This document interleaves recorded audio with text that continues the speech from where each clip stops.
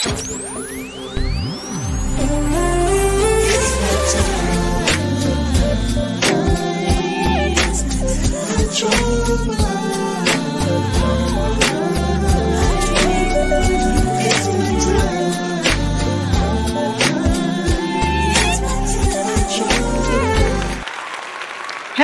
and welcome to another episode of You First. That's right. It's all things about you, and you. I am your host, Shawanna Kennedy. Excited to be here today. You already know this is your safe space. We talk all things self-care, mental well-being, and personal empowerment, empowering you to make yourself a priority, because if you don't, who will? Which brings me to my guest today. This young lady has over 15 years of expertise, right? She know a thing or two and is going to help us break free. Miss Karlyn Benn. Miss Karlyn Benn, she has over 15 years. She's a psychotherapist. She's a liberation specialist. She's going to help us get and talk about some of that people pleasing, the things that we need to talk about, the low self-esteem, especially in the culture and in the season that we're in. So I'm excited to bring a professional. You know how I feel about my experts, because that's sometimes we need to have that uncomfortable conversation so that we can be better and be okay and be unapologetic about making ourselves a priority. So if you will help me welcome to the platform, none other than my super guest today, Miss Karlyn Benn. Hey, Karlyn. Hello. Thank you so much for having me. Yeah, you're welcome. I'm excited because I know what it was like for me with my self-care, my journey, my awakening, as some people call it, my self-discovery walk, right? And I do believe too that it's something that we have to, it's not just that moment, whenever that year might have been, that month.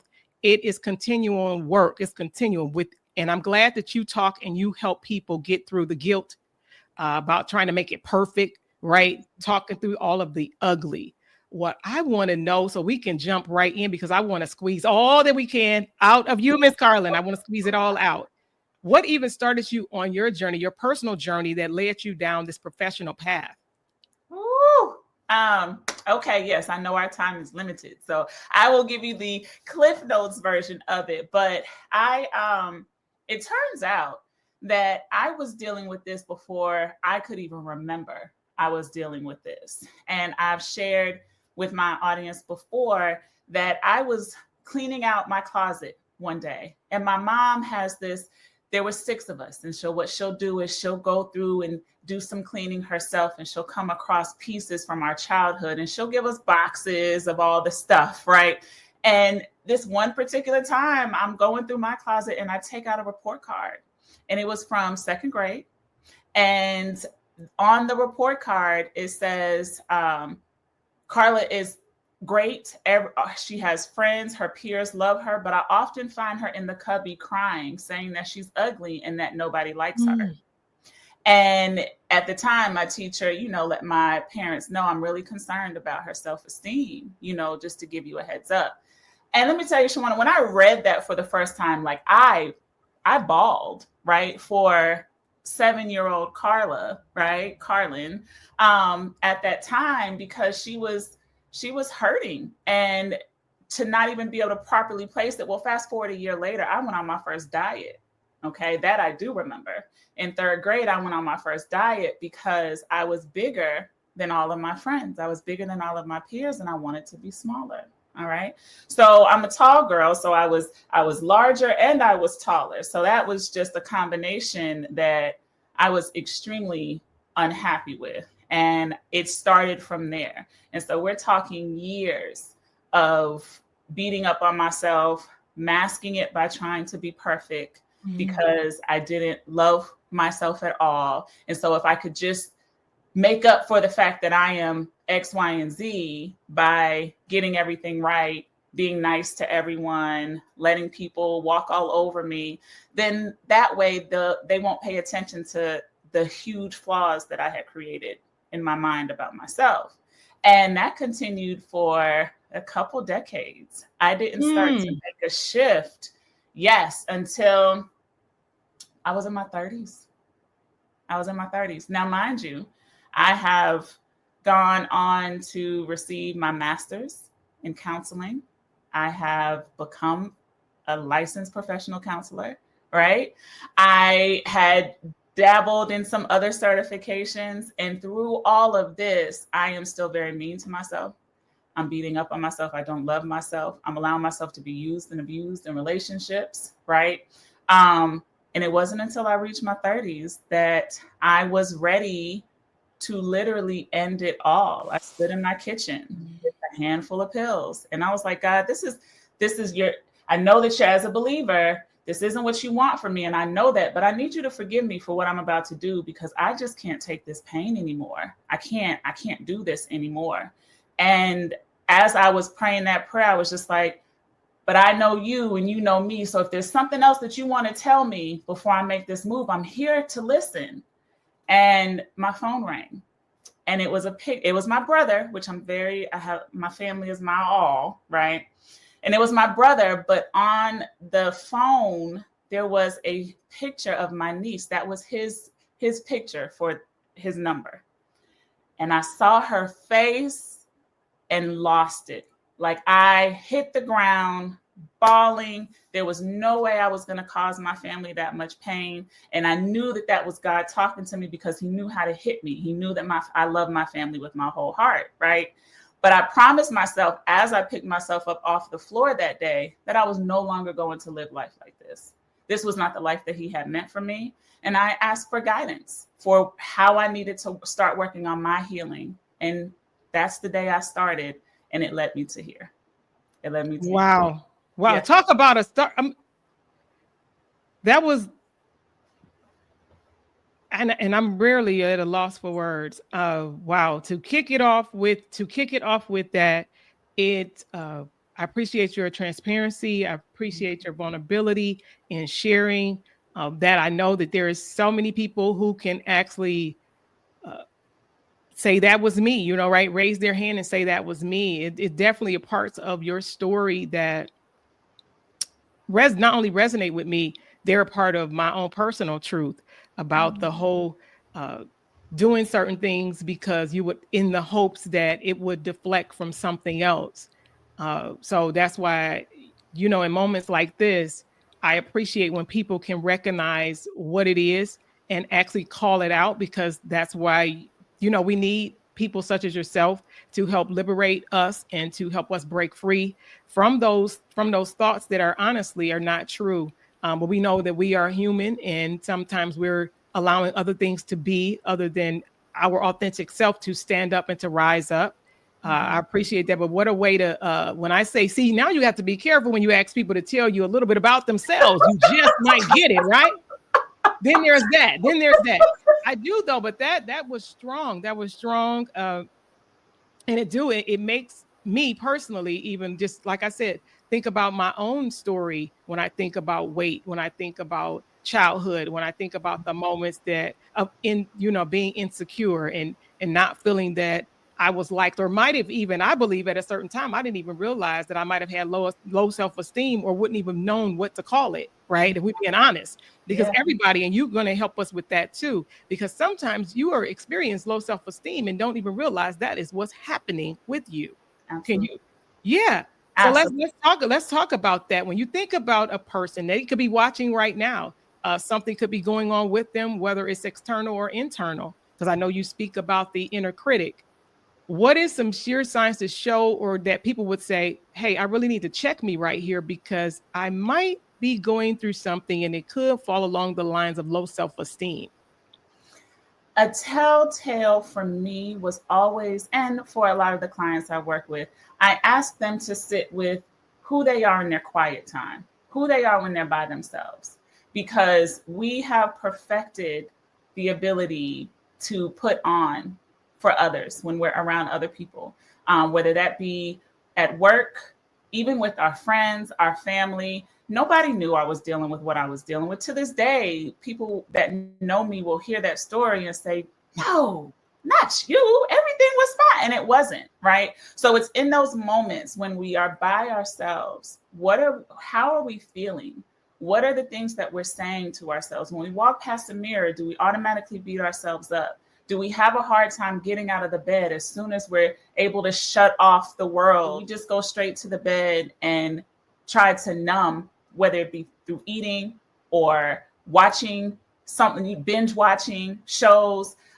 It can be through sex. It can be through alcohol, drugs, like whatever the choice is for you. How are you feeling when it's just you? What are the conversations you have with yourself? And a lot of the times when I question to my clients, it either is immediately met with tears because of how awful they may feel or how mean they are to themselves, right? But it starts the dialogue. Then we can bring to light what it is that we have been hiding from the world, hiding from everyone else in regard to how we feel. It's important in those moments to be honest with yourself, though, because it can, from the way that we show up in the world, can spill over and we can be in almost a form of denial of sorts and not have honest conversations with ourselves either. Talk about that for a second. You spoke about the honest conversation when you may actually know, and especially if you've done any type of self-work, right? If a person is on here and they've done any type of self-work, read a book, leaned into, some online favorite, and you're like, hey, I recognize certain things, but because I'm a believer in calling it what it is, because if we call it what it is, to me, that's a step for me personally where I was able to begin to take my power back by calling it what it was and not lumping it all under something else, right? It's even with a headache. I always even go with the headache because in times past I've had to, through medication with headaches, right? Bad, excruciating headaches. And when I knew that it was a different type of headache, that's when I'm like, no, this is something else, and being able to give it a name. So then we'll know how to go get the help for that thing. That's it. Part of what I'm hearing you say is just raising awareness, being aware and admitting that, right? Which may not be leaning completely into acceptance, but at least you're starting the conversation, right? And once we do that, now we have something to work with. Okay. It's very easy to hide behind, I don't know, and I'm okay. All right. I'm okay. How you doing? I'm fine. I hate that. Did you know that is a peeve. I'm fine. Like, I'm fine. Yeah. I'm fine. Is like, is it an A, B, or a C? And you saying, I'm fine. That's like it's the passing grade. Mm-hmm. Mm-hmm. Mm-hmm. I mean, is that just me? It is. And there's so many layers to that, right? Because if I'm not comfortable with trusting whomever it is that I'm saying that to, right? That may be why I'm saying I'm fine. But the I'm fine, I think we're referencing is girl to girl, like friend to friend, family to family. I call you and I ask you how you're doing and you say, oh, girl, I'm good. But you are torn up on the inside, right? You have no idea where to place all of the range of emotions you are feeling. You had a really bad day and you are frustrated, but instead of saying that, you say, I'm fine. Okay. And that is where the not being honest comes into play. So part of the work I do with clients is walking them through what I have deemed the method I've created. It's called the free method. All right. And it's a process that takes them on a journey to be able to get to a place where they can fully embrace self-love. All right. And just to quickly take you through, the F is the friend within, the R is rooted communication, the E is empowered boundaries. The next E is embrace vulnerability, which is what we're touching on right here. And then you have the bringing it all together, which is just being in a place of full radical acceptance. Okay. And that embracing vulnerability is difficult because if I tell people that I am feeling sad and frustrated and just over a lot of things, right, I'm putting myself out there. We may view that as being weak. All right. We may view or say that they may judge us. They may reject us. All of these different things that prevent us from being able to be vulnerable, that happens all of the time. But when you are able to truly sit in a place of self-love, embracing and walking into that vulnerability isn't as scary anymore. Because truth be told, what is it? If I love myself, I'm not looking for that acceptance or validation from other people. I give it to me so I can be vulnerable and not be so concerned that they're going to judge me or reject me. Right. That's part of this process. I love it. Because when I think about who we are, it's like leaning into the authentic. I know people say that are like, be your authentic self, be unapologetic, but it's truth to that. It's really truth to that, because if you're not honest with yourself, then that means it's definitely spilling over into the other relationships.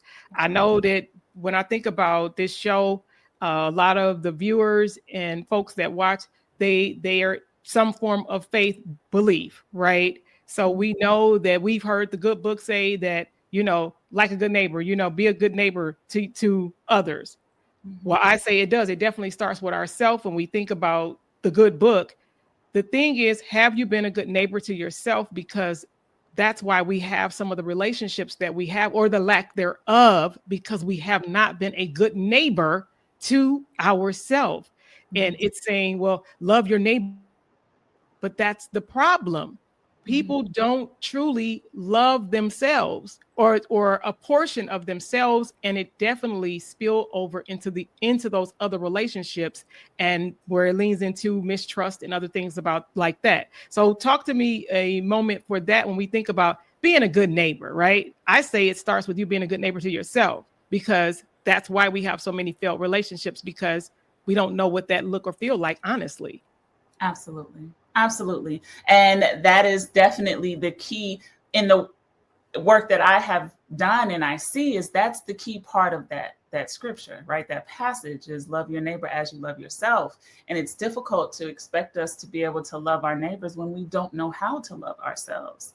We are doing unintentionally, but we're not doing it wholeheartedly because we don't know how. And so if we are able to sit with and learn to love ourselves in such a way that now I can pour into someone else, because, my cup is semi full, life will life, and we will have our things, right? But if I am pouring from a cup that is on the full side, I can definitely lean into how to embrace my neighbor, how to pour into them, how to show them things that they may not have even known before, because I have taken myself through the journey in the process of figuring out how to do it for myself, which is not easy.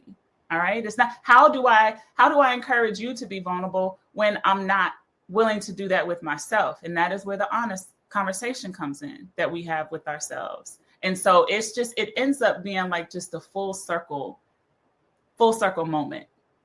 Yeah. I have experienced that. Mm-hmm. And it's when you even look back, how you mentioned earlier about the younger version of you.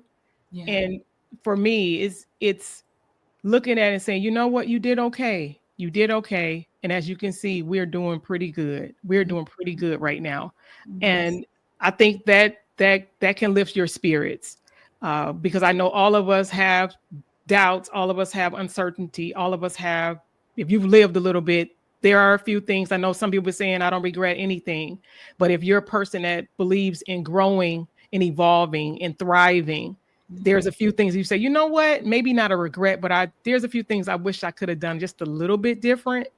I want you to even talk to the person that's stuck on things being perfect instead of how it's holding them up. It's holding them up for what they're called to do, what they're purposed to do, but that perfection is truly holding them back. Talk to the person that may be even, kind of stuck in that perfection, and it's being used as a tool to hold up their destiny. Absolutely. Absolutely.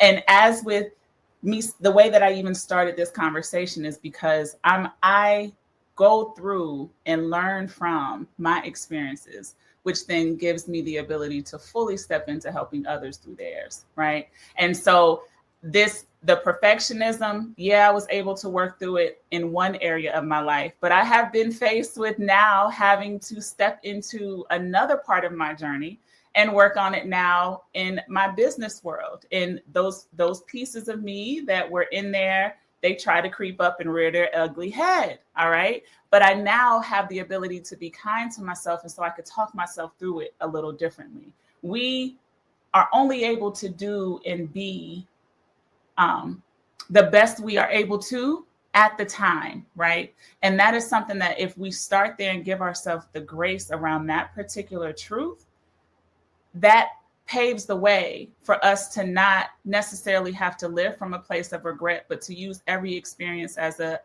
learning, a jumping board, a place to start. Dang, all right, if I had the opportunity to do it differently, I wouldn't do it like I did it before. But thank you. What I have started doing, thank you, God, for that experience, because now I know not to do that again. Right now, I know that I can choose differently, and my differently still may not be right, but it's getting me closer to exactly where I'm supposed to be, exactly to my version of right. All right.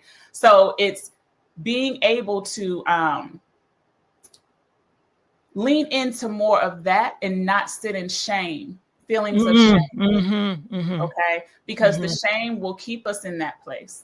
The shame of not having it all right, not having it all together. That is when we start to, really be consumed and concerned with what other people are going to think, what other people are going to say.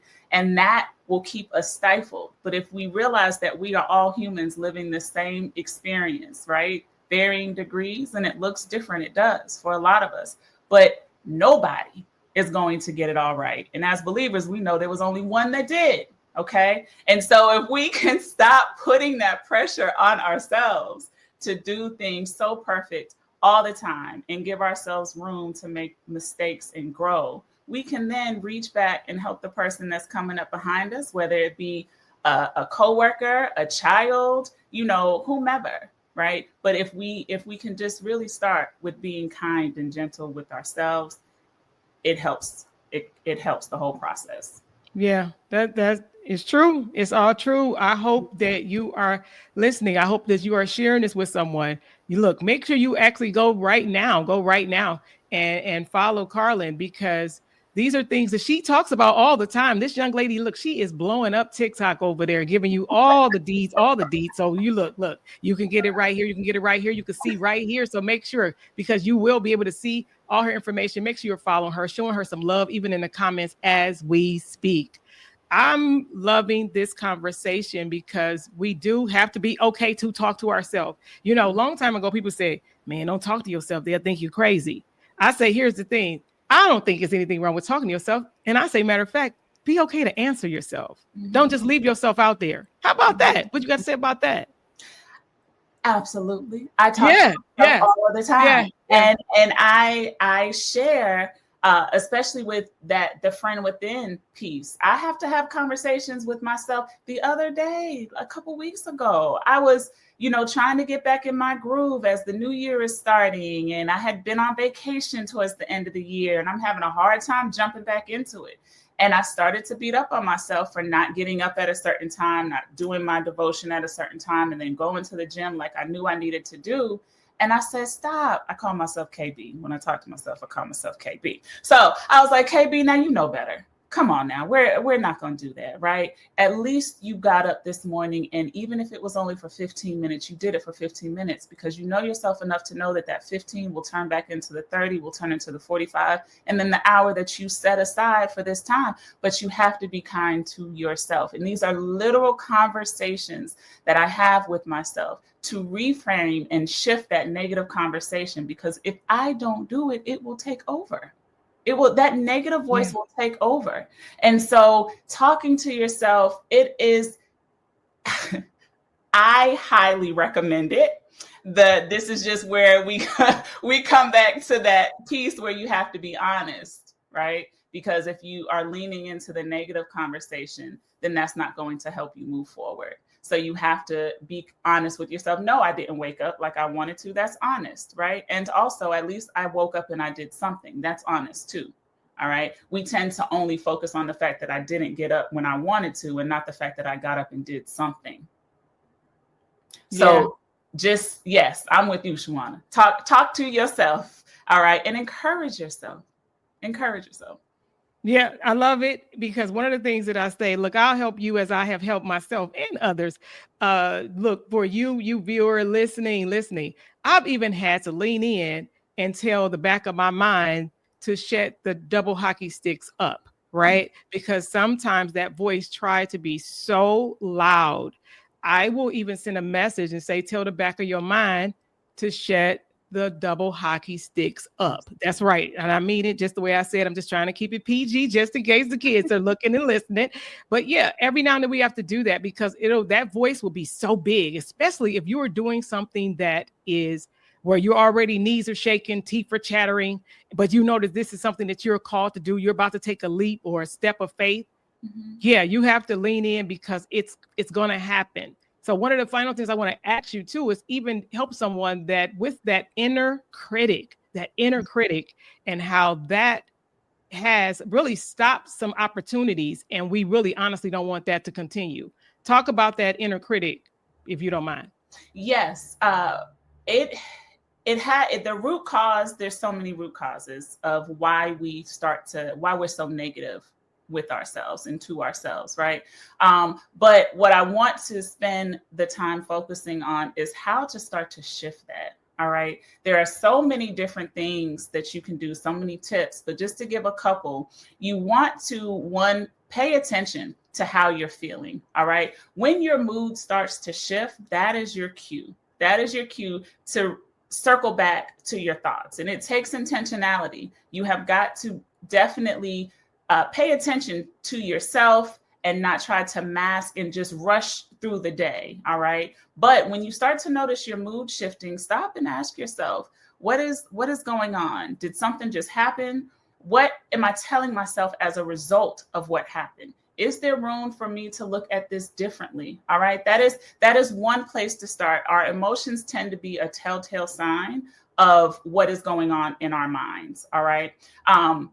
Then also a little step that I encourage people to do is start tracking your wins. All right. And I just had this conversation the other day. It doesn't matter how big or small the win is, but start congratulating and encouraging yourself in that way. Shawanna, my mind, there's so many pieces to this. All right. Because there's an entire subconscious conversation to be had around this as well. But you want to start to train your subconscious. There's such thing as neuroplasticity, which is a new something that has been discovered in the brain, that our neural pathways, we can change them. We feel like we have the way that we are is the way that we will always be, how we always have to be. And that is not true.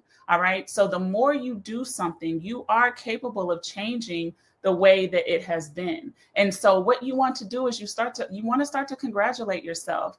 Wow, I drank water today. And yeah, it was only 1 cup, but usually, honey, I go through the whole day and don't even have a cup. So good job. Let's try to do 2 cups tomorrow. All right. Maybe you smiled at a coworker. All right. And you really can't stand this coworker, but they walked by and you said you were going to work on being a more kind individual and you smiled and it was forced, but you did it. All right. We want to start to celebrate the smallest of small things to start to train our brain on how to be kind to ourselves. All right. That is something else that you can start to do. But be aware of the conversations that you are having with you. And this is the one that we hear all of the time, but it is talk to yourself like you would a friend. And those of us that are good friends, all right, we would not talk to our friends the way that we talk to ourselves. And so replaying the conversations you have with yourself and asking you, would I have said that to my best friend? Would I have said that to my little sister? Would I have said that to my coworker as I'm encouraging them through a difficult situation? And most times you wouldn't. So I want you to start changing the conversation in your head as if you were talking to them. How would you encourage them? And then I want you to just change the name and apply it to yourself and encourage yourself.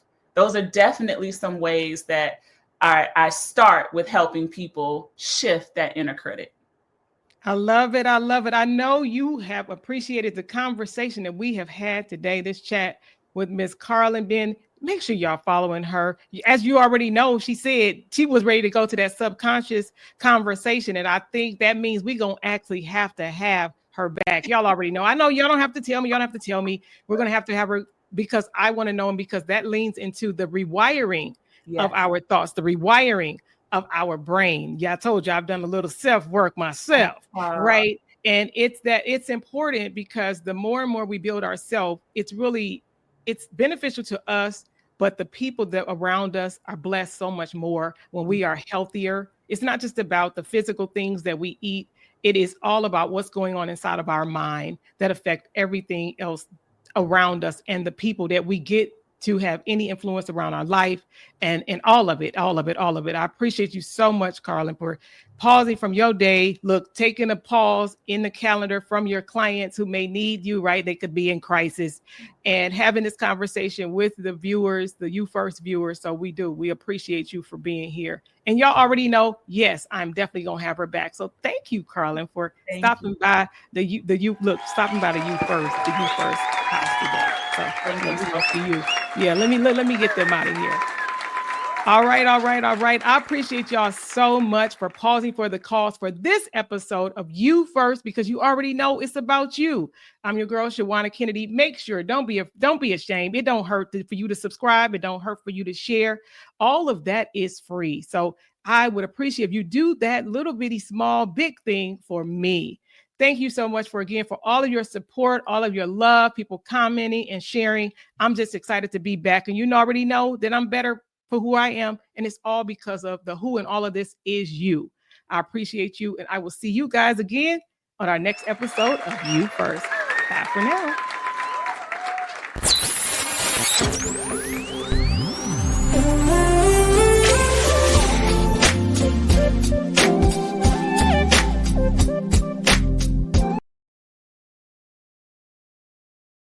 This episode is brought to you by Kennedy Media and Entertainment, your premier video productions and digital visibility partner. Working with business owners just like you to be seen, heard, and paid by elevating your brand with high-impact video content, online visibility strategies, and expert social media management. Ready to stand out in your industry, on and off camera?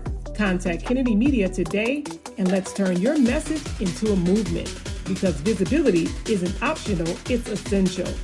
Contact KennedyMediaLLC.com, KennedyMediaLLC.com, and let's boost your brand's visibility. It's time for you to be seen, heard, and known for your expertise.